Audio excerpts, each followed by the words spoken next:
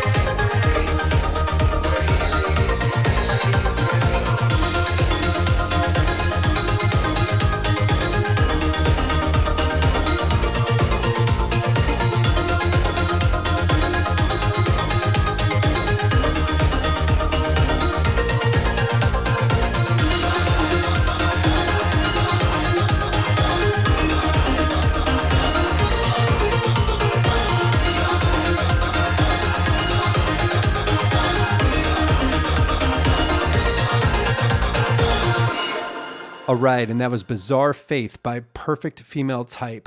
We're going to take a quick break and we'll be right back with Jason Herrboldt. Please stay with us. All right, and we're back. Let's bring in Jason from Perfect Female Type to talk about his song Bizarre Faith. Hey, Jason, how are you doing today? Hey Brett, great. How are you? I'm doing wonderful. Thank you so much for coming back on the B-side breakdown to talk about one of your other many artistic endeavors. I know we had you on previously for Thrill Behind Barks, and this is such a cool thing that you're doing with Perfect Female Type. I love what I've heard of it so far, and particularly the song is so fun. It's got this. There's this dynamic that I'm just going to call up Billy Joe Armstrong from Green Day for a minute and draw a parallel between you and him, which may be weird, but for me, it's like this beautiful ability that there's like 5 different things. I'm like, oh my God, that reminds me of, wait, sort of, nope, I can't put my finger on it at all, but it feels so familiar and like a blanket on a dance floor that I've been around before. And it's just like, what is this? And I just fucking love it. It's so great. The hooks are all over the place. It's such a fun song. And all I could imagine is that I'm just really hopeful that the Psycho Las Vegas crew reaches out to you and has you like go perform there, because it would just be so perfect to be a part of any of that. Anyway, all right. So obviously I'm excited about the song, and I just want to talk to you about, why did you want to talk about this song today? Yeah, first of all, thank you for having me again on the show, and thank you for all that praise you just heaped on me. That's really sweet to hear. Yeah, it was a lot of fun to make. So the story behind this album and this song in particular is really just about, I hit middle age, and sometimes when musicians hit middle age, they kind of look backward and into the music that they loved when they were younger, and synthwave is a perfect vehicle to do that. Um, Now that I have the resources to do a lot of things I wasn't able to do when I was younger, in part because I'm been doing this longer, and also the technology has changed in such a way that it's a lot easier to do now than it was when I was younger. So as I mentioned earlier, it's the whole project is very derivative on purpose, because synthwave is derivative. It's meant to be evocative of that era of the 80s, and what's so great about it is, just to kind of riff on the movement for a minute, is it's populated by millennials and Zoomers, mostly people who probably weren't even alive in the 80s, but it's such a Hmm. captivating sound, and Yeah, it's so popular right now. And it's just such a great thing to be a part of it. So that's, yeah. the question was, what was the impetus behind the song? Is that what you're asking? Yeah. Well, and or just why particularly you wanted to talk about this particular track today. Yeah, so I pushed a couple of songs from the debut album, which is called Wet Circuits, to promote. I'm sort of new to like self promotion on Facebook and Instagram, making little videos and things like that. There were 1 or 2 songs that I focused on that I felt like would be more approachable or just more popular. And I kind of skipped this one because it sticks out a little bit from the album in that it's not it the album is a bit of a crazy like ride across different subgenres of the 80s, and Bizarre Faith is not really a synthwave song on its face, but what I was doing was kind of just sampling different flavors of that era and of that decade, and having fun with each one. And because the synthwave scene is focused so heavily on a really specific sound, that I picked those songs from the album that kind of align with that sound. And Hmm. Bizarre Faith is not that. It's kind of almost doesn't belong in the album. Gotcha. Gotcha. Got it. Well, uh, it's interesting that you think that that one wouldn't be a popular one. I mean, for me, it's just, again, it just immediately grabbed me like on levels. And as it kind of moved through the song, I was, for one, I didn't expect vocals at all. That to me Hmm. was like, oh wait, wow, okay, cool. And I remember in our previous conversation, you had talked about some of your prior collaborators or current collaborators in other projects that they do vocal stuff. So I was really interested. Is this you singing? Is this someone else? And is this the first time your vocals have been kind of, focused as the main voice of the record from that perspective? For this project, yes, I've done one EP as Perfect Female Type earlier in the year, and now this album, which came out in the summer. Yeah, this is the first time I use vocals for this project, and I'm very new to vocalizing. I've never really done it before. I think the first time was for one of my other projects, which is called The Seven Horrors of the Apocalypse, Yeah. which is me and two other guys from the area. One of those guys, Tom, handles almost all the vocals, and Right. sometimes when he's not available, I'll just kind of sneak in, like, "Oh, I think I can do this." So I'll Sure. give it a shot. Tom focuses more on screams and whispers. He's not really a fan of tonal singing, Got and it. actually that works because the Seven Horrors of the Apocalypse is an industrial Yep. project, and you hear a lot of shouting and yelling in industrial music that's kind of atonal. And I thought, well, let's try it. Uh, how hard can it be? Turns out it's hard, and I'm not I'm not very good at it because I don't have like a lifetime of experience of singing. Um, but when I was working on this song in particular, Bizarre Faith, I could kind of hear where it wanted to go as far as the vocals. And I've worked with, like I said, the vocalist in the other band, and I've worked with session vocalists that I've hired for projects. But I thought, I think I can pull this one off. Let me try it. And if it doesn't work, I'll hire someone. And it actually kind of worked. And so it was a bit of a surprise, given that it's something that I'm so new to and feeling very kind of tenuous and nervous about. No, and I think it's great. I mean, I really do. Like it just reminded me again, like you're saying, drawing on elements from the 80s. Sure, there's some other artists that it sort of reminded me of, as a in the same bucket, but it doesn't sound like anybody else, which I thought was also really great. Hmm. But no, it was just as valid as massive hits I've heard in the past. And so, I mean, to me, it was really, really fun to learn that that was you doing the vocals on that too, because historically I've never known you to be a vocalist No. right. So, I mean, it's like, that's so awesome. So I Thank love you. that. That's really great, That's man. that's really nice to hear, Brett. Thank you for saying that, and it's really a vindication for like me stepping out on this branch and saying, "Can I do this?" A Yeah, big you can part do it. of Yep, you can. I'm well, telling you. so a big part of this experiment was what the idea that I heard in my head for the vocals. It was very kind of sneery, and like you're going to hear me talk about this a lot for this song. A huge inspiration was '80s New Order. That's Oh, for almost sure. entirely where this came from. Right. And when you listen to early or mid '80s New Order, the vocals changed a lot, but Hmm. he's the vocalist has a bit of like a self reserve. But early on, even in that transition between Joy Division and New Order, there was this like rawness or like a toughness Hmm. that smoothed out as they moved into the mid and late '80s. But I still wanted a bit of that raw, kind of sneering Yeah. edge to it. And I thought, it's not me, right? So I kind of felt like I was putting on like a mask. Like, can I pretend to be this type of vocalist? It's not really me. It's me pretending to be someone else. I'm kind of aping that style in a way. I really one applaud, commend, and respect you acknowledging that and bringing that up because that's actually something I was just thinking about the other day in a completely different context. In terms of so yeah, maybe it's not inherently how your voice naturally sounds, right? But Mhm. you're affecting it in a specific way to fit this artistic vision you have. That's the way I view that kind of thing. And it's no different in my opinion than a guitar player. Like I play with this guy named Toby in a band called Flying Too Close to the Sun. It's an instrumental post metal crazy atmospheric, That's a great band name, by the way. oh, I'll tell him you said so. Yeah, he's the brainchild behind all of it. But he's like this effects master, and he's all about adding different effects that add texture and create the things that he wants. Does it inherently Mhm. sound like him? No, because he's using effects. And to me, it's interesting because I've always internalized. Same thing with me vocally. Like I've spent a lot of time singing in bands and in fronting bands and doing that. But at the same time, I've always felt like I don't want to do like a put on vocally, like I'm trying to sound like Yeah. something.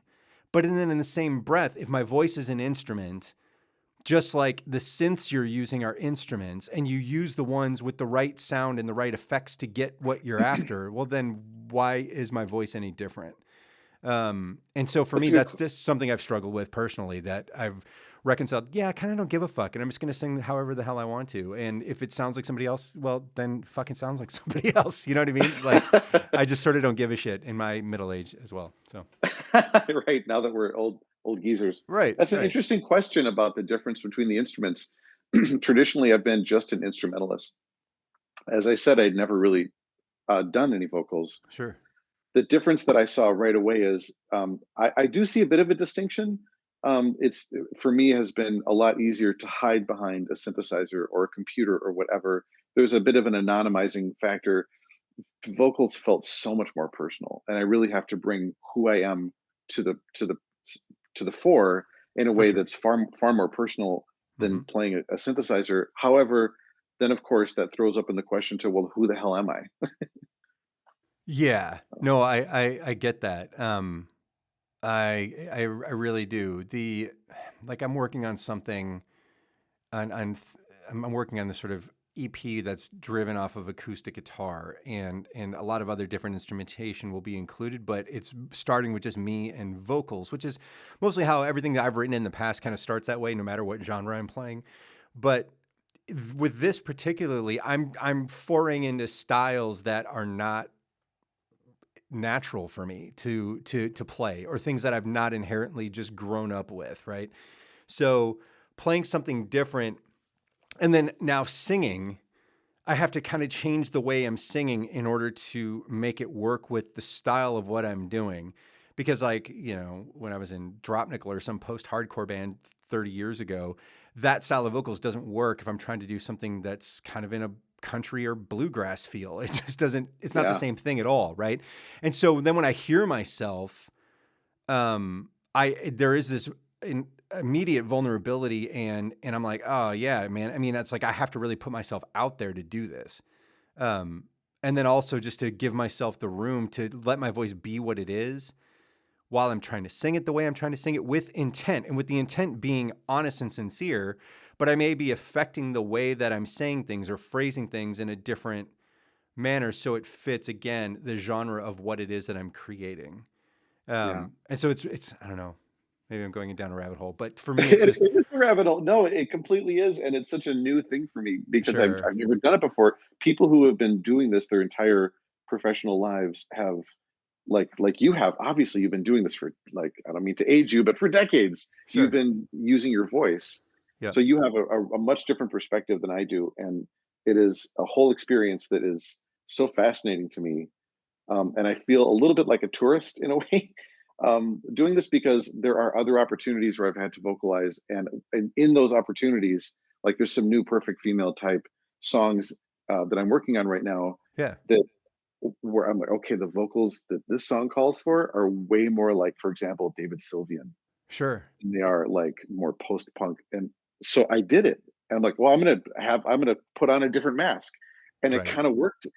And in a way, I'm kind of uncomfortable with that. Like, is that what am I doing? Like, am I just trying to use my voice like a different kind of like multifaceted instrument? It feels a little bit like cheating in a way. But anyway, you're right. It's a rabbit hole that we could talk about for hours, Well, probably. and one thing I want to just call out that you also just said that I'm really grateful you said. You feel like a tourist and you're new to this. I feel like a tourist and I've been doing this for decades. And Right. the reason I feel like a tourist is I think we're talking about almost the same feeling and the same sentiment. The way you just described putting on a different mask, it's like, well, is that cheating? I mean, it's like that's like me comparing myself vocally to someone who I completely, I mean, name a vocalist that I just go, oh my God, I can't believe how you are able to sing like this. Like, I mean, everyone from a Jeff Buckley to Justin Timberlake to Dax Riggs, it's like the way that they can sing seems so effortless and natural. And you bastards were blessed with just beautiful voices out the gate and you can just Yeah. do whatever you want. Right. But at the same time, I mean, then there's guys like Mike Patton who, yeah, he's got a great voice, but he throws a mask on every time he sings something different, and it's just that's part of how he expresses himself. You know what I mean? So It's it's like different for it's different for it's everybody. One of my cool. favorite examples along these lines is Sure. when Dave Grohl recently, I don't know how recently, came out and said that all the drums he did on Nevermind were deeply inspired by 70s disco and funk. That's I don't know so if you've heard great. that. No, but that's The awesome. brap boom brap boom brap boom brap, like all those fills he did were like, he's like, oh yeah, I ripped those right out of like Casey and the Sunshine Band and Donna Summer, and just like you would never guess. But when Right. you listen to him side by side with like the songs from Nevermind, like my God, that's exactly what he did. Right. So there are some people who are considered the greats, and they borrow heavily. Totally. Yep. Yep. Awesome. Anyway, that was fun. Thanks Anyway, for rabbit thanks for hole. going down that rabbit hole with me. That was really cool. Like, yeah, I love that. That's awesome. So, okay, so when what record is this song on, and where can people get it? This song is on a record called Wet Circuits, It is and they on can Wet get it. Circuits. Okay. Yeah, and they can get it on the record label is called Record Club, and the Bandcamp is just perfectfemaletype.bandcamp.com. Awesome. Is there any other, do you have like a link tree or something like that with all your socials and things where people can find you? Or is it just kind of perfect female type at, Instagram and Facebook and everywhere else? I think Bandcamp is probably the closest I have to a one-stop shop for all those links. Okay, cool. Well, I'll make sure everybody knows where to get that. So then, yeah, just I'm so excited that you're doing this. It's so much fun. It was so much fun listening to it again. Uh, just I was driving recently listening to it, and I was just like blasting it through my little small town of Easley, South Carolina, and I'm just like, yeah, that's right, everybody get up and start dancing. Like it was just super fun, and it was so fun to know that it's you that's doing that. You are the mastermind behind all that, which is it's just God, it's so much fun. It really does. It just makes me want Well, to get on the thanks. dance floor so much. The So what then? And I wasn't kidding when I'm like, yeah, Psycho Las Vegas needs to bring you out there, because they used to have, I mean, in different years. I don't know if you remember me talking about Psycho Las Vegas with you, but it's this awesome Yeah. festival that happens, and it's kind of across genres, but it's like they've had Perturbator and other different kind of electronic artists out there doing different stuff, and I'm just like, this would be so much fun if it was there. But do you anticipate or have desire or ambition to perform this or tour it, or how would you do it? I've been historically very reluctant to do live shows. Okay, It would be a departure for me. got it. The same question is kind of circling in the band that I'm in, the Seven Horrors of the Apocalypse. They're asking, when are we going to start doing live shows? And if it was up to me, the answer would be never. But of course, it's not up to me. They want to do it, so now I'm thinking, okay, I'm going to be open minded to this. It would be even more of a new experience to me than singing.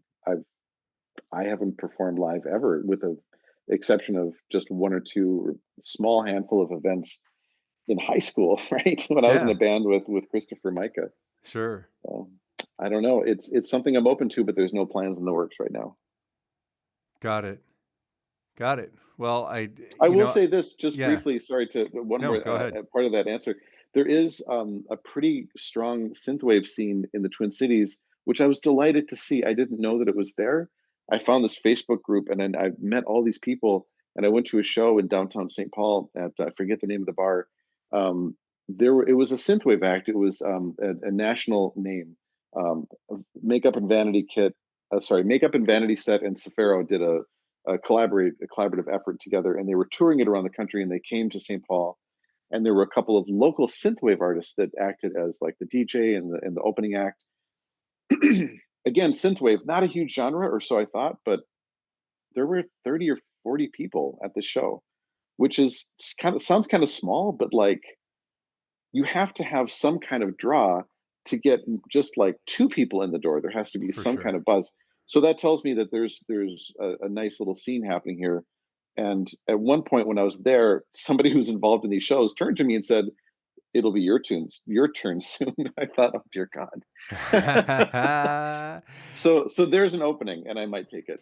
That's awesome, man. And I hope you do, because I mean, it's so fun to learn about I mean, artists that have been doing art in so many different capacities over the years, like still stretching out and still going into uncomfortable territory and exploring that and being open to it. Just the fact that you're open minded to being able to go do shows when you historically have not done that is just so inspiring. That's awesome to hear. I'm glad Well, that you're Christopher Micah considering took it. me to task recently, our mutual friend Yeah. in California, we had a long phone call recently where he he took me to task and he was like, "How can you not perform live? What is?" He didn't use these words, but basically like, what is wrong with you?" Sure. Funny. Yeah. Yeah. I mean, I get it. Like, there's a part of me that's,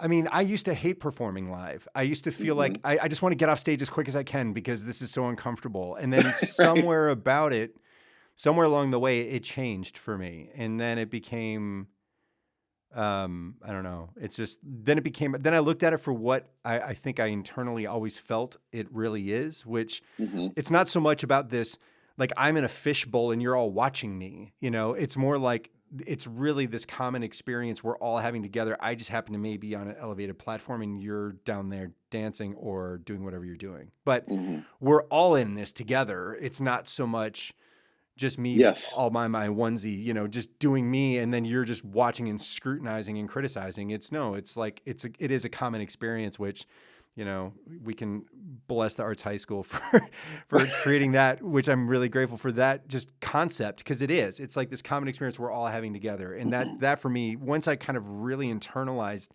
that component for it, the whole dynamic of performing changed for me. And it just became something that it's just as fun for me as writing now. But That's the vibe I get when I talk to my friends about this kind of thing. Is it's not just how can you not do this, but it is a collaborative experience, and how important it is not just to be like you said up in this. I'm just echoing everything you just said.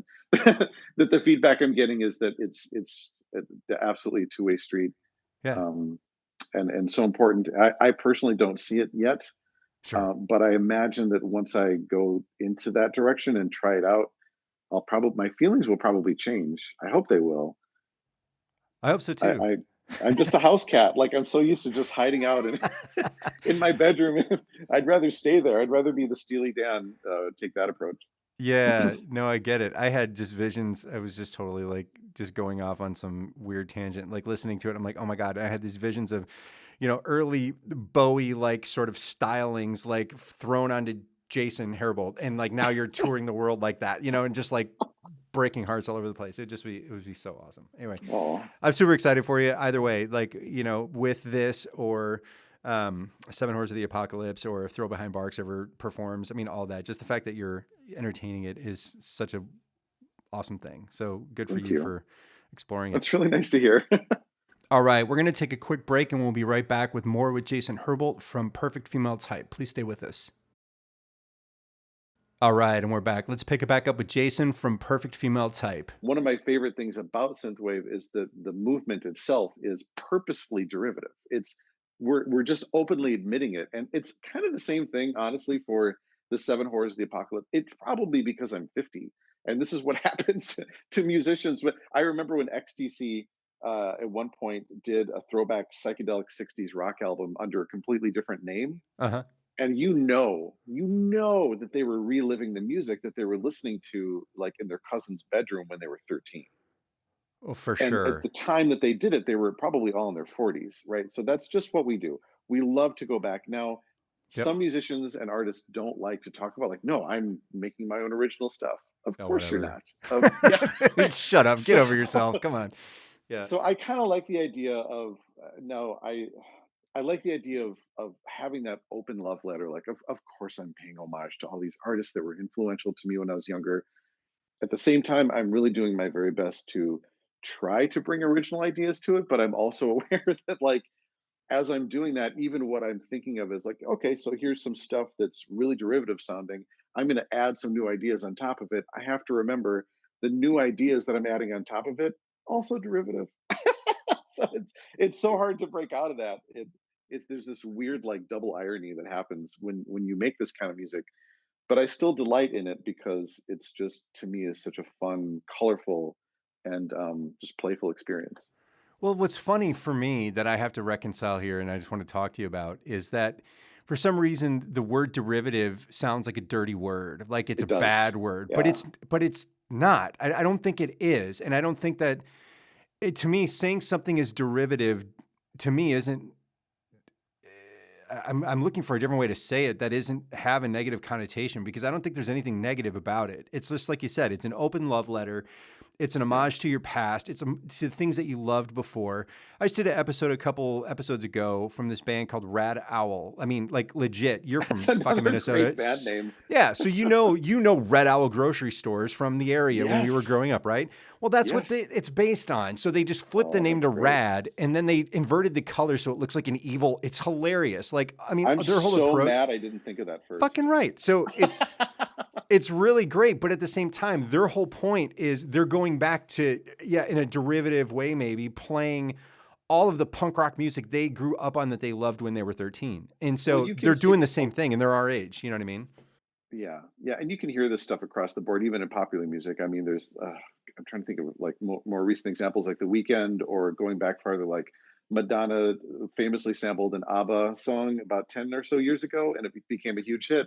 Well, the song that she sampled was a massive hit 20 or 30 years before that. Right. Daft Punk openly sounds like Kraftwerk. Just like there's countless Right. examples of like we're obviously doing, we're obviously, you know, doing an homage to somebody else's sound, and it becomes a huge hit. Sometimes with and sort of ineffable quality, or sometimes openly sampling. Like there is a Weekend sound where they full on sample a Tears for Fears song, and they just put it right in the middle of the song. It's like right in like they're showcasing like, look what we're doing. Not only are we making a song. I think there's another reference to the New Romantics, "Talking in Your Sleep." If you remember Oh, that yeah, song, yeah, yeah. Sure. and then there's a sample, like an actual sample. So they borrowed the lyrics from one song from the '80s, and then they used a sample of another song, and it's a huge hit, right? It's Yep. crazy. It is. It I is. think But that's The Weekend. I'll be embarrassed if I got the artist name wrong. that's funny if it is a weekend. I'm like, really? I think it's Because called. I think it's called "Talking in Your Sleep," if I remember. I'll have to look it up. Um, wow. Okay. Yeah. No, I just went down this weekend rabbit hole in my brain.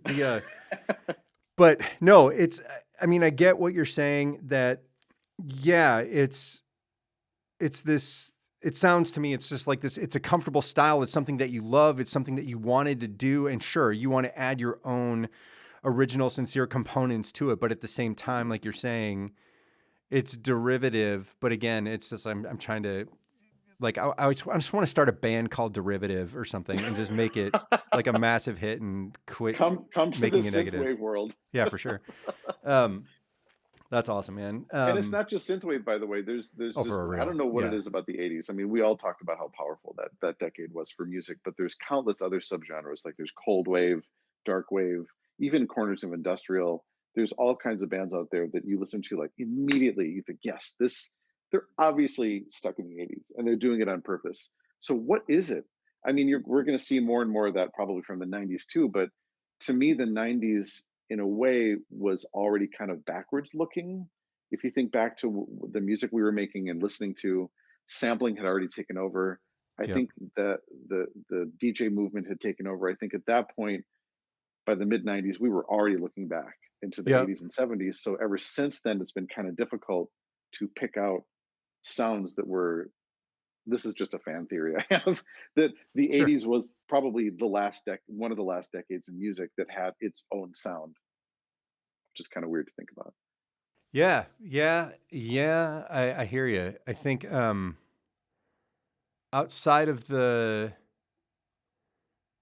I mean, the inevitable evolution of still, underground rock bands that kind of emerged in the late 80s into the early 90s, as we all know from the Seattle explosion and Jane's Addiction and everything else. It's like there's that to me, like that's the only thing I really think of when I think of 90s music that had its own sound, because almost everything else was either, well, we're just doing metal but harder, or we're doing Yeah. rap but faster, or we're doing, whatever but whatever. And it's like that still felt like, yeah, but that still feels like your analog 70s garage rock bands, just now more modern. So maybe it still is a look back. I don't know. Yeah, that's Yeah, interesting. and what I said, I'm probably going to get some hate for what I said, so I'll walk it back a little bit. Obviously, the '80s itself was also pretty backward looking. You had a lot of bands like the Cars and the Stray Cats that were doing that whole '50s shtick, Sure. right? So you're going to have cycles, but it was such a fascinating decade because Oh yeah. you didn't have the birth of metal, but you had certainly the ascendancy of metal. You didn't have the birth of hip hop, but you had the ascendancy of the ascendancy of hip hop was really the '90s, I guess. But like it really started to gain momentum, in the late 80s. So it was Yep. just this wonderful experiment where like I don't think you really had anything like that except for like maybe grunge and trip hop and electronic music in the 90s, but That's it didn't true. feel like it had that same novelty. And again, this is kind of turning into another rabbit hole. Fun going down the rabbit hole with you, Jason. Always Yeah. is. Well, then let's rein it back, and we're talking about perfect female type and bizarre faith. So, Wet Circuits is the record it's on. You can get it at what perfectfemaletype.bandcamp.com is the best place to go. And possibility of performances maybe coming in some capacity for Jason Herrboldt, one of his many incarnations of art, but we're not sure yet, and hopefully we'll know. Um, but what's coming up for you then? So what else are you working on, or do you already have another record in the works, or for which artist, or what are you focused on right now? Yeah, so we did the last interview we did was for Thrill Behind Barks. Yep. We since got together and recorded another album over the summer, and that's going to be coming out sometime in 24. Not sure when exactly. Awesome. Um, New material in the works right now for another Seven Horrors of the Apocalypse album. Great. Since our last interview, we had our debut album come out called All Through the Waste. That's available now. So we've got new material in the works for a second album. And I've Nice. also at the same time got some new material in the works for another Perfect Female Type release. Not sure what that's going to look like.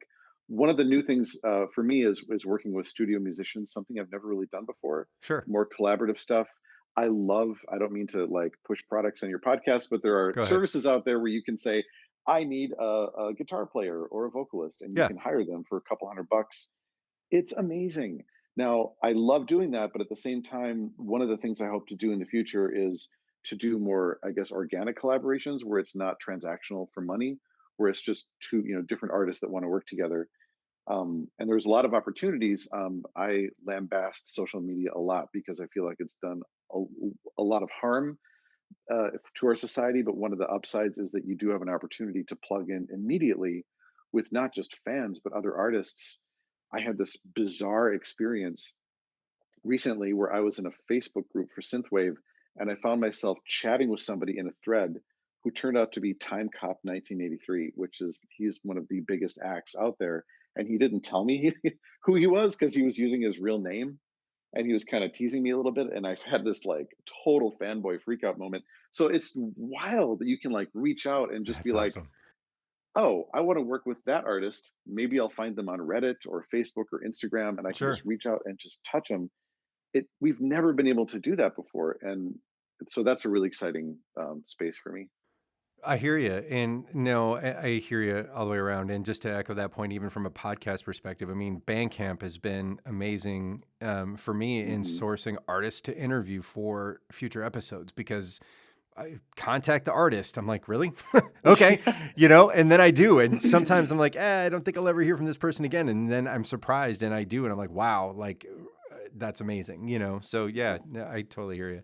And just, shameless, throwing it out there, and I can edit this out too, Jason. But if you ever need bass on anything, like I would love to like just send me a track and I'll like totally record a bass line on it and send it back Oh to my you. God, I would love that. Yeah, anytime. That'd be so much fun. That'd be so much. That would work for either the Seven Horrors or Perfect Female Type. That would be perfect. Yeah, anytime. Anytime. Happy to do it. Awesome, man. Well, so you got new records coming out all over the place. Oh, one other thing. So I know we talked about this before in the Throw Behind Barks episode, and I have to go back and either re-listen to it or I'm just going to ask you again. Are the guys the collaborators you have in Seven Horse of the Apocalypse the same folks in Throw Behind Barks, or is it a different mix?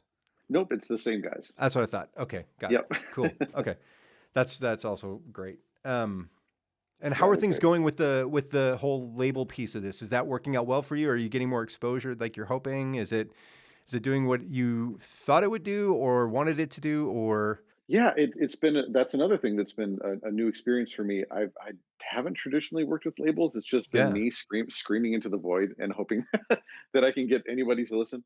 I did send out demos for Perfect Female Type, and I got a couple of hits. I think I sent out demos to like 30 labels, hmm and two of them got back to me. And really, all it took was one, and they've been very gracious and really helpful. they're definitely smaller, independent or middle-sized labels. For the Seven Horrors of the Apocalypse, we got lucky enough to hook up with a really fantastic label group in Germany, which is wild because Germany is in a way kind of the mothership of industrial music. Right, So it's right. kind of intimidating to be in that space. Sure. For Perfect Female Type, I wound up working with a Russian label called Neon Retro Records for my debut EP, and right for Wet Circuits, that one is on a label called Record Club. I believe they were out of Sweden, but now their Bandcamp says they're out of Japan. So I think maybe the founder moved. I'm not sure, but he's got some fantastic artists that he works with, and it's been incredibly humbling to be part of a label that releases music by these artists that I've been following and admiring for years now. That's wonderful. I'm glad that that's turning out to be a really good experience, and I hope it continues to grow and foster more exposure for you and the other artists that your label mates with. Yeah, and Thank you. that's great. I will say just one final thought about this Perfect Female Type project. I Please, wanted to touch on two things. One, I've got some questions about where does the name come from. It is a please. bit of an unusual name for an artist. It Why is the hell did you call it Perfect Female Type? We want to know. God damn it. it is a very ham-fisted allusion to one of my favorite so bad it's good 80s sci-fi thrillers called Looker. It's a Michael Crichton film. He wrote and directed it before he kind of blew up, I guess, in the mid and late 80s. It's a wildly prescient film about, and I've been watching this since I was a kid. I've been fascinated with this movie. It's got some pretty big names. Albert Finney is in it, and Susan Day, and it's this wildly prescient sci-fi thriller about an evil techno corporation that hires these beautiful models, takes 3D computerized scans of their bodies, and then uses those scans in commercials.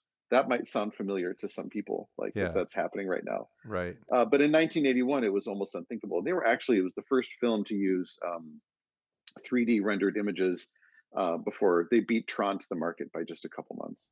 So Wow. it was breaking technology. It's a terrible film, right? But Sure. there's this wonderful moment where Albert Finney is watching this happen. He's in the evil corporation's layer, and he's watching the computerized scan of the beautiful Susan Day, who has been turned into a techno robot, and they just show her face, and she's repeating this line as they're perfecting her vocal synthesis, and she's the line she says is, "Hi, I'm Cindy.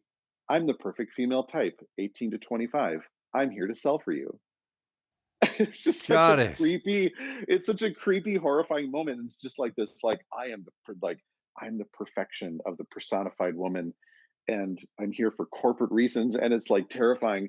But at the same time, it's sort of making a mockery of like the beauty industry because the ads they sell for like perfume and hairspray and makeup about like what the perfect woman looks like. So Right. for whatever reason, I didn't want to get too deep about it, but I just love Sure. that line so much that that's where the genesis of the name of the artist Got it. came from. And the other thing I wanted to briefly touch on was Yes. this has been such a fantastic experience to use some of the iconic synthesizers of the 80s that I just never had access to back then. I had a small MIDI studio in the late 80s, if you remember from the arts high school when we were Yep. students there together. I was lucky enough to get my hands on, I got a Roland and a Yamaha synth, but there were all these great sounds that we were submerged in as kids in the 80s, listening to these giant, like monster hits like Africa by Toto and Howard Jones and all these great songs that had these wildly expensive synthesizers. Well, now you can go out and get a virtual plugin for like $100. Right. I know. I would have like if I could have gotten away with it, I would have murdered somebody with my hands back in the 80s to get a hold of one of those. Like Sure. to be able to play with those sounds has been amazing, and I'm so grateful that technology exists right now. No, that's great. And yeah, and I appreciate the throwback to all of that. The music, the decade, the genre. And I love that it's the evil corporation in their lair. Like that's so fucking great. If you have a chance and you're bored some night, check out Looker by Michael Crichton. It All right. is awful, but it's a laugh riot at the same time. Awesome. Looker by Michael Crichton, everybody. Go look it Yeah. up and find it on Amazon Prime or something and get it.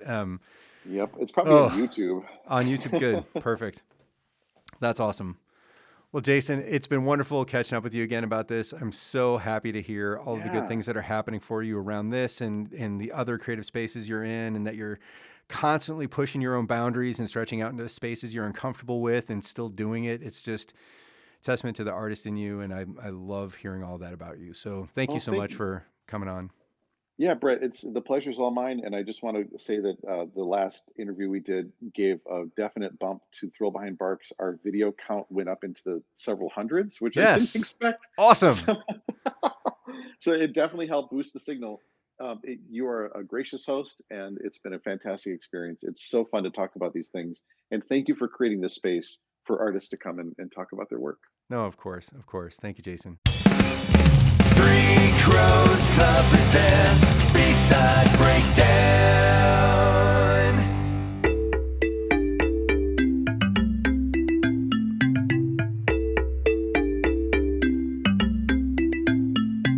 All right, and that wraps up another episode of the B-Side Breakdown. Thank you so much to Jason Herrboldt from Perfect Female Type for coming on to talk about his song Bizarre Faith. I also want to thank Adam Coulong and Carrie Bozel for helping me put together the jingle you hear at the beginning and the end of this episode. What you're hearing in the background right now is the intro by the A&B team from the Powell Peralta skate video Search for Animal Chin. Thank you all for giving me permission to play this. And I'm also going to give you a sample of our next episode, which is from the band The Iron Roses. We're going to talk about their song Screaming for a Change, and you're going to hear that in a minute. Please subscribe to this podcast wherever you get your podcasts. And hey, I think we're going to get this episode out before New Year's Eve. So Happy New Year, everyone, and we'll see you on the next one. Thanks.